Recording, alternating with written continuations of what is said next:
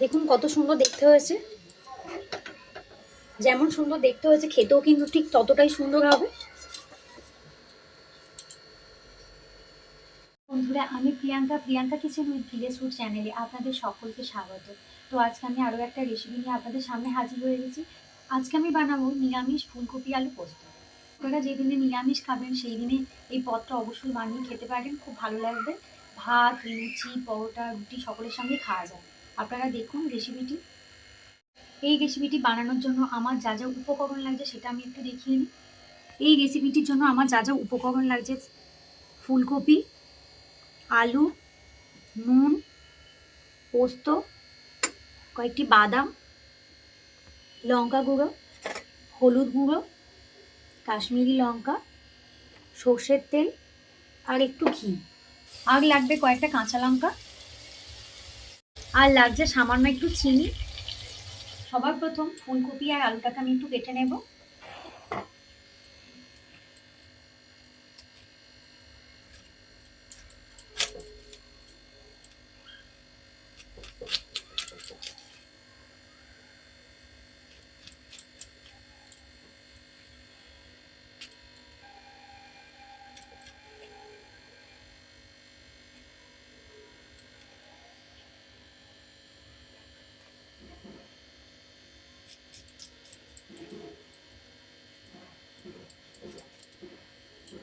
ফুলকপিগুলো ঠিক এরকম সাইজে করে কেটে নেব।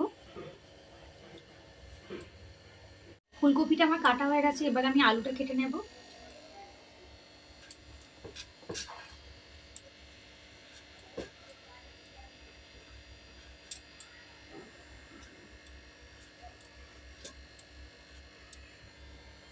ঠিক এরকম ছোট ছোট করে কেটে নেব।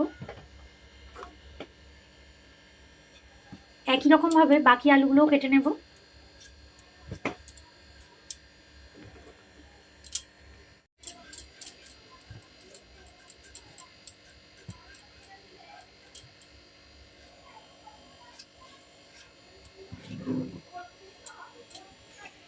বন্ধুরা, এবারে আমি বাদাম আর পোস্তটাকে একসঙ্গে বেটে নেব। তার জন্য নিয়েছি 2 চামচের মতো পোস্ত, আর নিয়েছি 10-12টার মতো বাদাম। দুটোকে আমি একসঙ্গে বেটে নেব।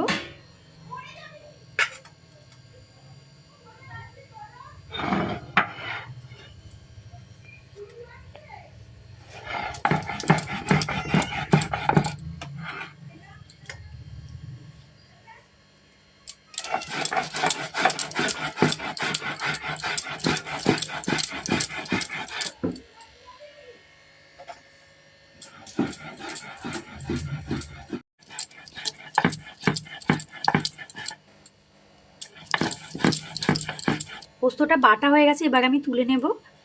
তবে আপনারা কিন্তু চীনা বাদামের বদলে কাজু বাদাম দিয়েও পোস্তর সঙ্গেও একসঙ্গে বেটে এটা বানাতে পারেন, তাতেও কিন্তু খুব ভালো স্বাদ আসে। বন্ধুরা, আমি কড়া বসিয়ে নিয়েছি। এবার কড়ার মধ্যে দিয়ে দেব সর্ষের তেল।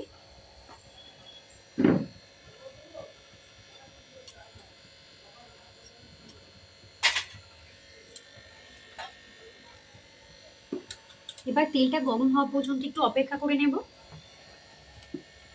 বন্ধুরা, তেলটা গরম হয়ে গেছে, এর মধ্যে দিয়ে দেব একটু সামান্য হলুদ গুঁড়ো, যাতে ফুলকপি সুন্দর একটা কালার আসে সেই জন্য। এবার আমি এই গরম তেলের মধ্যে ফুলকপিগুলোকে ছেড়ে দেব।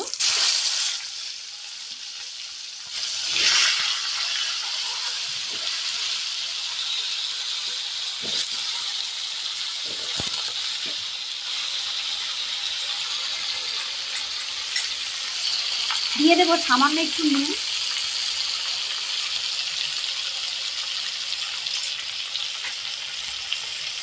ভালো করে নেড়ে চেড়ে একটু ভেজে নেব।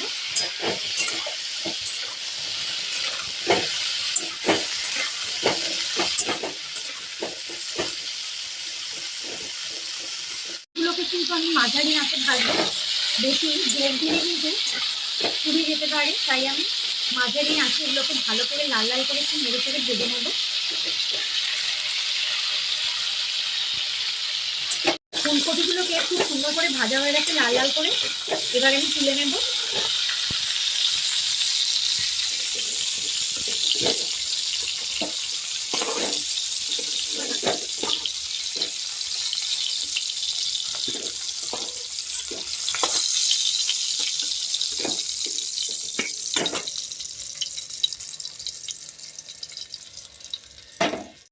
এবার ওই কড়াইয়ের মধ্যেই গরম তেলের মধ্যে এবার আমি আলুগুলো দিয়ে দেব।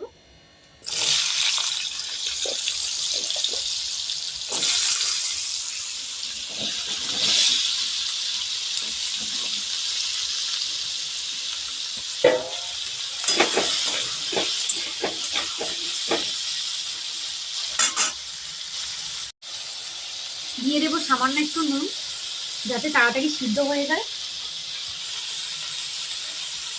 আর দেব সামান্য একটু হলুদ গুঁড়ো।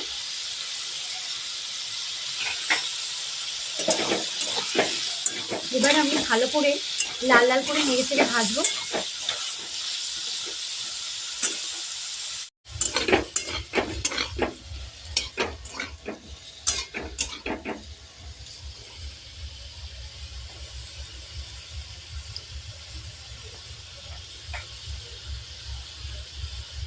আলুটা ভালো করে লাল লাল করে ভাজা হয়ে গেছে।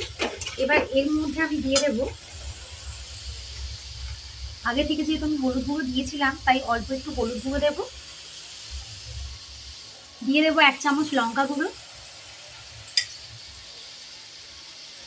সুন্দর রং হওয়ার জন্য দিয়ে দেবো 1 চামচ কাশ্মীরি লঙ্কা গুঁড়ো। আর দিয়ে দেবো কয়েকটা কাঁচা লঙ্কা। এবার আপনারা যেরকম ঝাল খাবেন ঠিক সেরকম লঙ্কা দিয়ে দেবো সামান্য একটু চিনি।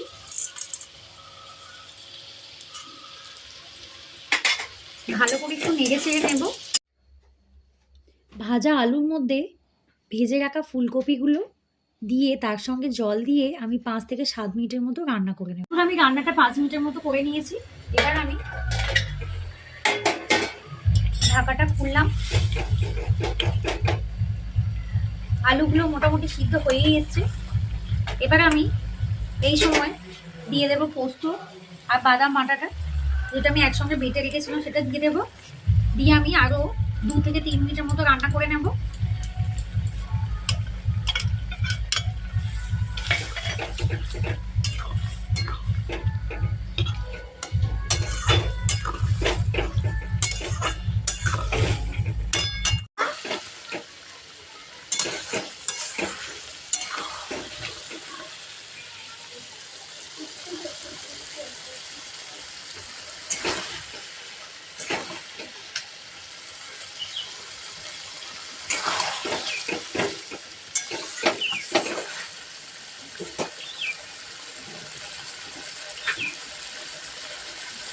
এবার তরকারিটা গামাকা গামাকা মতো হয়ে গেছে। এবার এই পর্যায়ে আমি দিয়ে দেব সামান্য একটু ঘি। আপনারা চাইলে দিতেও পারেন কিংবা নাও দিতে পারেন, কিন্তু ঘিটা দিলে যেহেতু নিরামিষ পদ খেতে আরও সুন্দর লাগবে।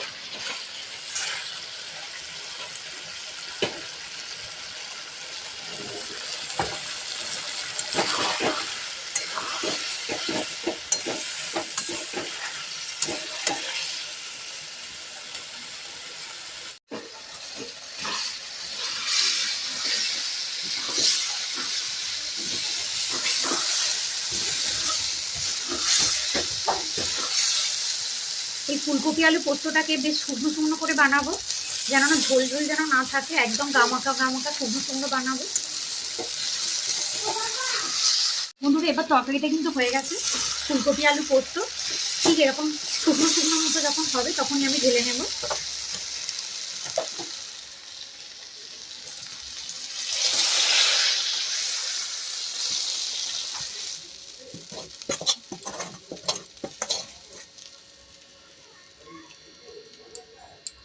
দেখুন কত সুন্দর দেখতে হয়েছে।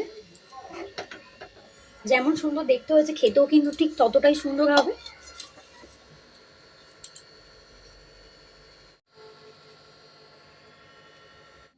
দেখুন বন্ধুরা তৈরি হয়ে গেছে ফুলকপি আলু পোস্ত। আমার এই রেসিপিটি যদি আপনাদের ভালো লেগে থাকে প্লিজ আমার চ্যানেলটি সাবস্ক্রাইব করে পাশে থাকবেন। কমেন্ট করে জানাবেন রেসিপিটি কেমন হয়েছে। ধন্যবাদ।